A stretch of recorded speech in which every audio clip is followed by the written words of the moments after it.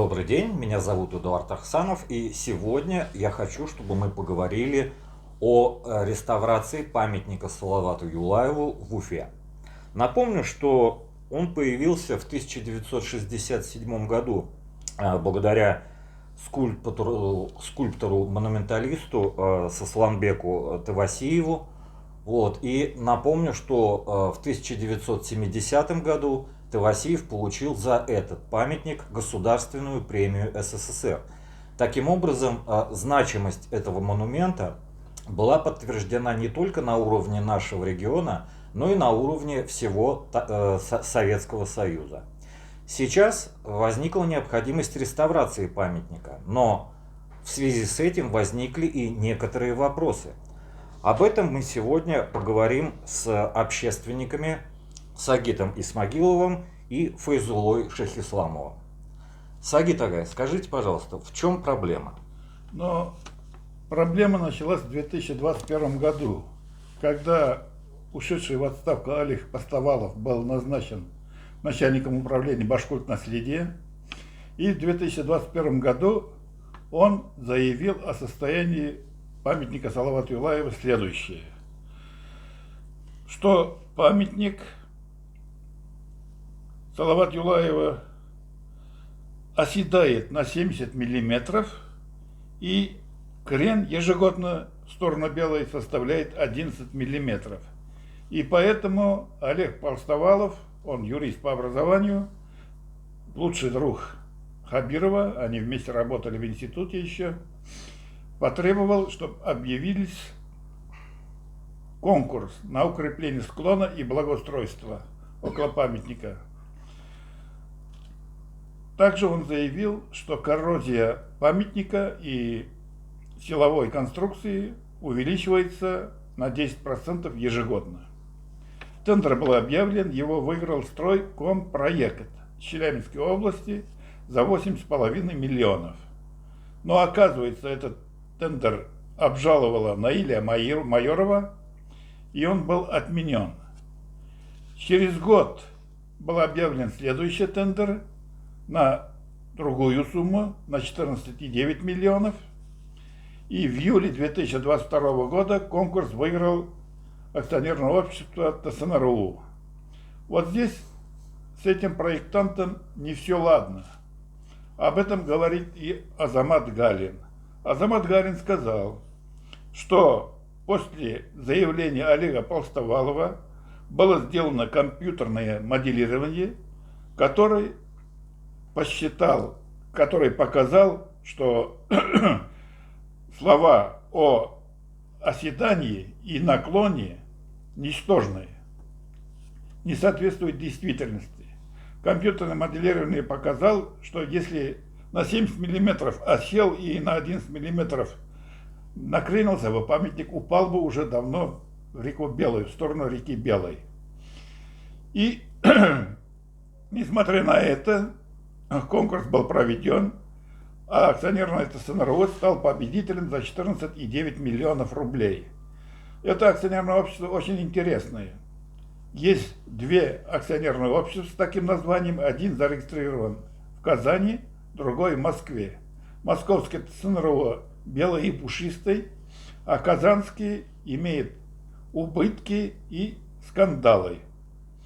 И главное, ТСНРУ не имеет опыта реставрации, реконструкции памятников типа Салавата Юлаева. Единственный памятник, где он участвовал в качестве субподрядчика восстановления, это памятник Родина-Мать, где он очищал от грязи этот памятник. Вот и все его опыт работы на этой ниве. После выигрыша конкурса ТСНРУ провел две экспертизы.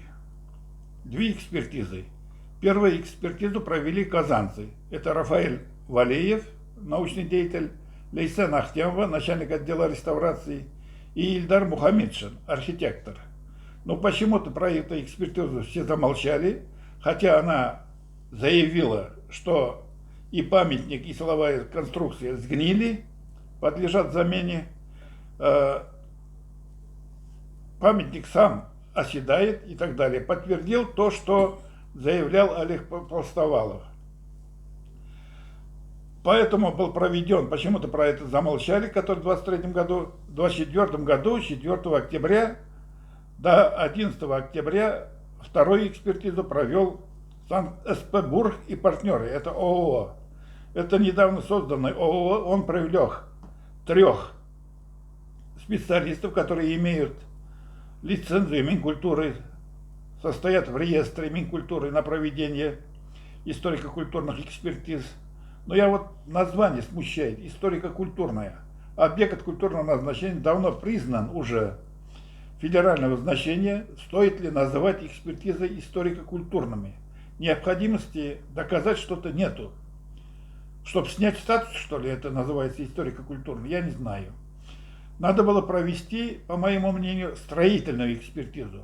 Строительная экспертиза, которая выявила бы недостатки по дефектной ведомости, которые должны были составлять работники Башкультнаследия. Однако строительной экспертизы нет. Если посмотреть историко-культурную экспертизу, которую провели питерцы, то памятник нуждается в очистке от коррозии, в антикоррозийной обработке, восстановлении медальона на упряжке коня. Металлический каркас, там расчеты они провели весьма сомнительные, потому что технический регламент о безопасности сооружений, а памятник называется сооружением, технически название, должна была производиться по федеральному закону номер 384. И методика расчета должна применяться именно согласно статье 16 вышеназванного закона. Это не было произведено, и поэтому выводы историко-культурной экспертизы я считаю несостоятельными. Потому что расчет провели по линейной упругой модели. Она была по реалиям, согласно статье 16. Того же мнения выразил Азамат Галин. Он сказал, что проектировщик выбран неправильно, не имеющий опыта. И сейчас мы находимся в таком состоянии. Нуждается ли сооружение памятника Салавата Юлаева в реконструкции? Или нуждается в реставрации? Или нуждается только в текущем ремонте? Конкретно об этом ничего не известно. Потому что строительные экспертизы, результатов строительной экспертизы мы нигде не видели. А историко-культурная экспертиза сделана не по федеральному закону, она несостоятельна. И поэтому необходимо, скорее всего, провести строительную экспертизу нашим специалистам. Файзулла, ваше мнение? Я вот с Совет АГМ согласен полностью, да, вот хочу еще также подчеркнуть, что если Пустовгалов говорит, что на 70 сантиметров памятник оседает, и в то же время это же говорил Данир Гайнуллин, что на 5 сантиметров проседает памятник, да, то у нас же на сегодняшний день технические средства позволяют поставить туда, где проседает линейку, сфотографировать и выложить, да. Также снять видео с подручными техническими средствами. И вот на основании этого я хочу сказать, что мы можем что предложить властям сейчас. На сегодняшний день мы можем, значит, создать рабочую комиссию, можем сказать, да. Будет у нас от общественности, допустим, возглавлять это Совет АГАЙ.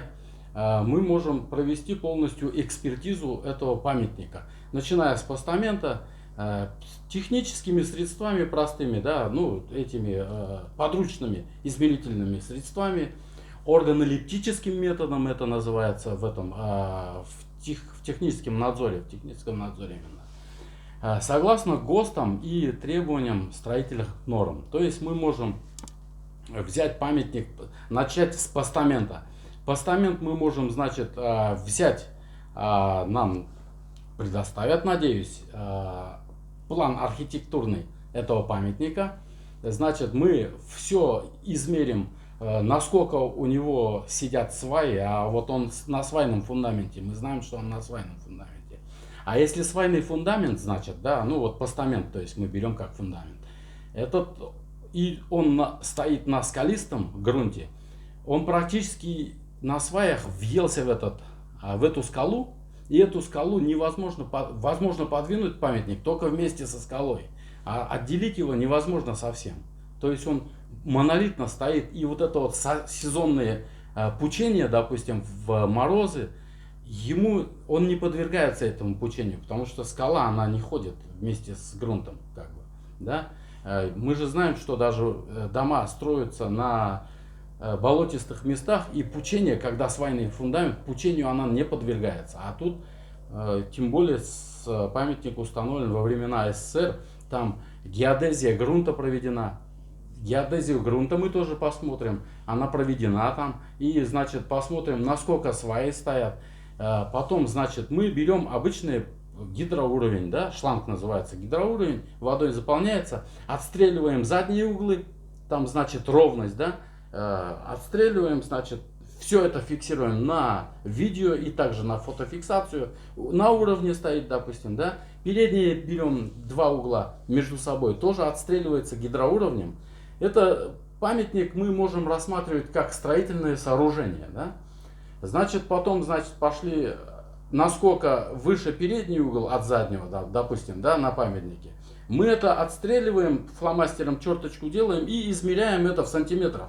Все, что мы делаем, измерения все, что производим, мы фотофиксацию производим. В эту же комиссию, конечно, может входить своих представителей к нам. Вместе с нами могут предоставить администрация города, администрация главы может своих там людей поставить, чтобы акт, мы составлять будем акт обследования, в акте все видели, все расписывались, все фотофиксации производились в присутствии.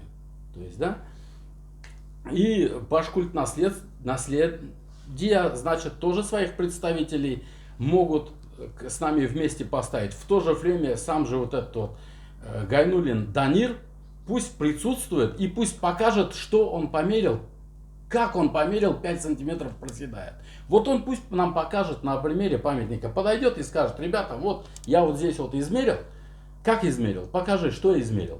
Пусть покажет нам, мы сфотографируем. Если действительно просел, мы скажем: да, просел памятник, да.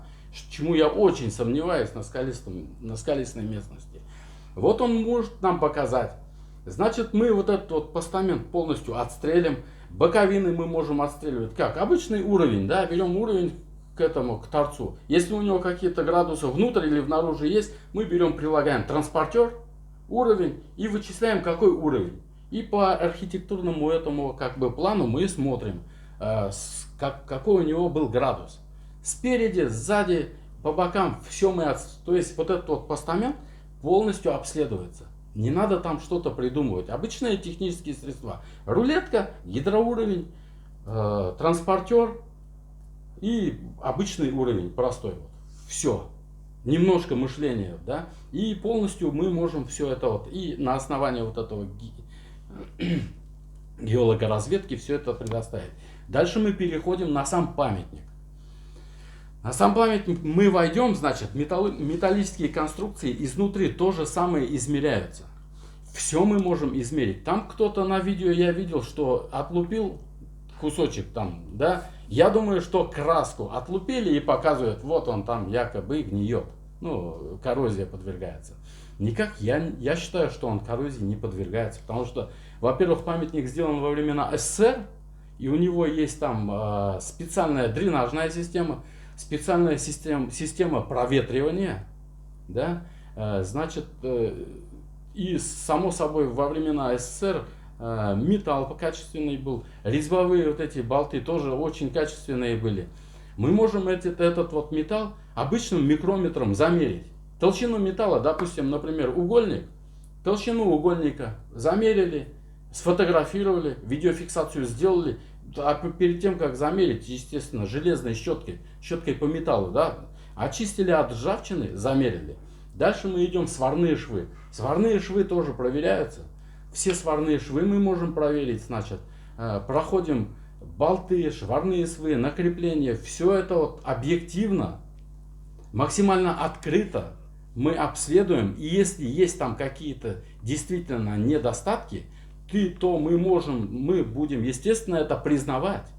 Вот это надо сделать. Вот.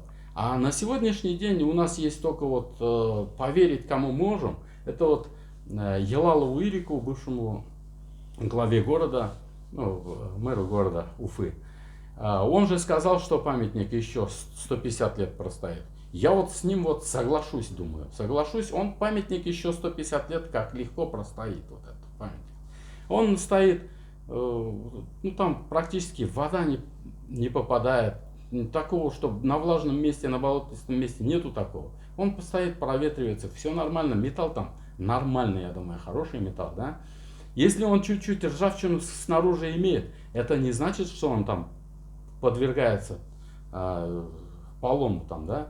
Мы возьмем, если вот я служил в МВД, мы обследовали мосты в комиссионно, мосты, эстакады, путепроводы проезжих частей, вместе комиссионно с отделом транспорта, связи администрации города, вместе с комитетом по транспорту Республики Башкортостан. Мы комиссионно выезжали, обследовали мосты. Ну что, под мостами нету у нас, что ли, этих коррозийных мест? У нас под каждым мостом коррозийные места есть. Да? В то же время вот мост, он подвижный предмет, и он несет определенную нагрузку. Вот, мы можем памятник точно так же замерить. Это обычное строительное сооружение. То есть к нему надо относиться при замерах и по обследованию как к обычному сооружению. Да? Вот. И в то же время Путин приезжал, проезжую часть акта обследования составлял я, вот, когда в МВД служил. Вот яму нашли, приложили туда рулетку, сфотографировали яму, ширину, глубину. Все это обследуется и все это фиксируется. Зафиксировали, тут же предписание выписали на устранение недостатков. С мостами то же самое происходило. И если кто-то скажет, что там коррозия опасна, я выезжал проверять транспорт главы, администрации главы.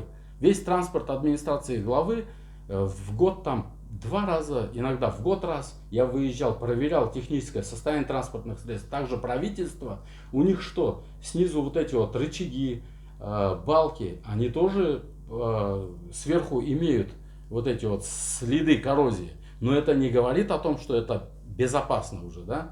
Если мы на то пошло, так вот, новый металл привезли в металлобазу, мы поедем покупать металл, допустим, уголок, швеллер или двухтаврый, любой другой там пусть будет арматура, да. Мы приедем на металлобазу, они абсолютно новые и они абсолютно ржавые уже с новья. То есть, понимаете, да? И буквально эту ржавчину железной щеткой очистили, антикоррозийной обработкой обработали, и все. Я считаю, что этот памятник в хорошем состоянии достаточно. И то, что он там простоял 57 лет, да, это такому металлу, я думаю, ничего страшного нету, и тоже постаменту.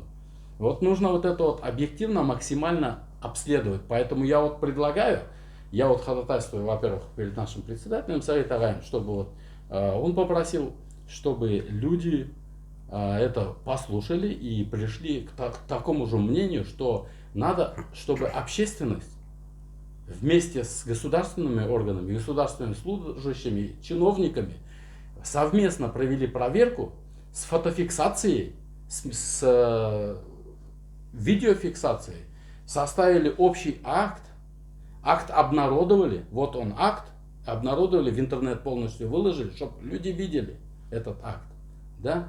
Применяя обычные средства измерения и обычные органолептическим методом. Вот, спасибо. Я по экспертизе тоже и по пропагандистам могу добавить. Но говорят, памятник заржавел. Во-первых, чугун может подвергнуться поверхностной коррозии. И не более того. Поверхностная вот эта ржавчина убирается, антикоррозийные покрываются, и все. Больше ничего не надо. Каркас, говорят, насквозь проржавел. Но там обычно применяется легированная конструкционная сталь. Может быть заржавела, но ее надо почистить. Если толщина из-за этого уменьшилась, надо произвести, согласно статье 16, расчеты. Я думаю, ничего там страшного не произошло. никто ее не чистил.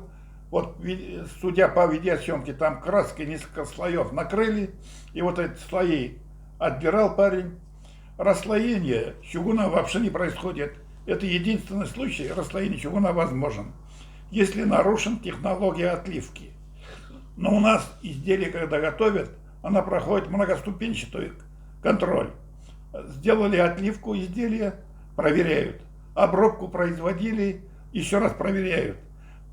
Для подгонки размеры подогнали, еще раз проверяют. Подогнали, собрали в цеху памятник, еще раз проверяют. Невозможно столько контроля пропустить расслоение. Это исключено чугунного памятника. Я знаю, что такие, какие контроли там есть. И рентген есть, и люма есть, и ВДО есть. Это исключено, тем более в советское время. Это сейчас могут, может быть, проскочить, но тогда контроль был самый настоящий. Потом по стальному каркасу. Если там пишут, что на нержавейку надо заменить, но нержавеющие металлы какие у нас? Но есть золото, платина, серебро не ржавеет. Есть хромоникелевая группа не ржавеет. Есть алюминий, медь не ржавеет. Но любой из этих металлов или покрытый нержавеющим металл уже имеют другие прочностные характеристики. Это означает менять конструкцию каркаса. А конструкция просчитана именно для того металла, который был подобран. Поэтому совершенно Файзулла прав. Необходимо с микрометром на руках проверить толщина. Если из-за ржавчины утончение, если, допустим, несколько десятков там миллиметров из-за этого ржавчина проникла, сделать расчет по статье 16 и сделать вывод, годен или ограниченно годен, или подлежит замене. Только так можно. И вот, присоединяясь к этому мнению, я считаю, необходимо, у нас администрация города же владелец, есть главапу, где есть конструктора, геодезисты. Мы готовы принять участие в работе по составлению дефектной ведомости и расчету состояния памятника. И только после этого сделать вывод, что требуется памятнику. Реставрация на месте или действительно она никуда не годная, все заржавело, все сгнило, как трубят пропагандисты, и подлежит снятию. Я уверен, мое личное мнение, что памятник нуждается только в текущем ремонте. Ржавчину убрать, краски от грязи почистить, вернуть первоначальный вид, медальон вернуть на место и антикоррозионные обработки и оставить в покое памятник Салавату Юлаеву. Напомню, что мы сегодня поговорили с Файзуллой Шейхисламовым и с Агитом Исмагиловым о животрепещущей теме не только для Башкортостана, но и для всей России, о реставрации памятника Салавату Юлаеву. Всего доброго. А вот еще хочу добавить, значит, вот то, что мы акт предлагаем сделать, да, обследование, совершенно мы предлагаем его бесплатно, на общественных началах, это не стоит будет ничего. Спасибо за внимание. До свидания. До свидания.